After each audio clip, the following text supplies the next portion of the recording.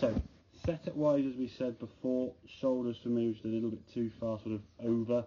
Want to try and get a little bit more weight back on towards your heels there. The feeling would be more sort of toward the arch of your feet there. You can see your shoulders now a little bit more underneath your toe line there. You just look at those two positions there. That one on the left hand side looks a little bit more tilted over. Yeah. And because of that now, as the club does go back, just go a bit too far on the inside. If the club was to sort of stay out here somewhere, there'd be too much weight going forward, so you just start toppling forward. So it's almost like a sort of self-preservation, sort of to stay upright. Hey, gravity's pulling me down this way. We'll get back this way more on the inside. And when that club does go this far on the inside here, as we can see, your club face now is pointing over there relative to the golf ball. Right. So therefore, as you come back to the hitting it now, you've got to do a lot of forearm rotation or something else in the swing to try and affect that, okay? We do this on the right-hand side here now, with the weight more on sort of what feels the heels, the club now can work more in front of you. Still a smidgen behind, but it's not as far whipped inside as you were before, okay? Then top of the backswing here now, again, good position as you were before. Coming back in the golf ball now, because the weight now is a little bit more equally balanced, we can rotate a little bit more effectively, get your lower half clearing out the way, a little bit less rising up in the position of impact. Good strike there. You can just rotate through up onto the sort of left side as you do with a good finish position anyway. So your finish position won't really change visually, to be fair. It's just changing the angle the club is coming into the golf ball from and the direction the club faces. If the club gets too far in here, you're coming in here with the face out that way. So unless your hands really work overtime, it's going to be tough to get that club back to the ball. Now, what would happen when you were playing perhaps more regularly and game of golf was a bit easier? You were getting that sort of nice little draw you said you had, but now it's not quite coming back in as much. You get a few leaky ones out to the right there. So the ball does start going a little bit right.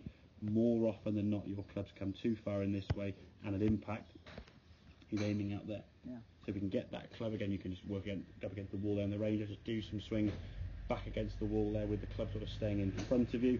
So we're looking for, as the club goes back here now at this point, the club you can see pointing sort of at least parallel, so the club head there, you'd want to see a bit more parallel to your spine angle, okay? Whereas before, and if the club is in view anywhere, can't quite see it, that's probably a vertical club here.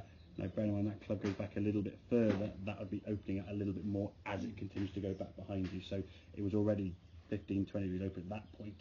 Yeah. Added to a bit more movement, it's going to get even more open as you go back. Then of course then you've got to make adjustments in the swing. As we said, consistency is going to be something we're all trying to attain. You get 20, 30 balls in a row. Someone who can swing a golf club like yourself, you'll find a good strike. Hit the ball quite well as you were doing to start with, okay? But then on the golf course, it's one driver, then another club, then a chip or a pitch or a putt or a bunker shot, then an iron, then a thing. There's 12, 13 drivers around in 4 hours. There's not many drivers hit. Yeah. However, they are very important. If you're missing fairways and you're chipping out trees all the time, the game of golf gets quite tricky. Trying to break 80 or break 85 is tough to do when you're chipping out sideways from your tee shot, okay? So work on that takeaway. Get yourself set up in a better position. Like I say, always try and get in the right position. Don't go back so far that you are on your heels, okay? We want it to be equally balanced between the arch of the feet there. So it's worth finding, and actually in some ways, go back to the bar position at address, and just so you can feel the difference, so you can identify what's too far forward, what's too far back, where's the middle ground. Not just go on the range and go, I've got to go further back, further back, further back, further back, because at what point do you stop going further back? You'll be on your heels too far, and then you've gone the other way too much, okay? So get that weight equally balanced, so your shoulders were over the toe line. Slightly taller in the knees might help that, okay? If you sort of squat down and lean forward too much, that could cause that issue. But a little bit taller in the leg, that's a much better position now on the right-hand side here. So shoulders now nicely over the toes, as we can see. Arms hanging down lovely. So from there, if we can get that sensation, the only swing thought now is keeping that club in front as the club goes back.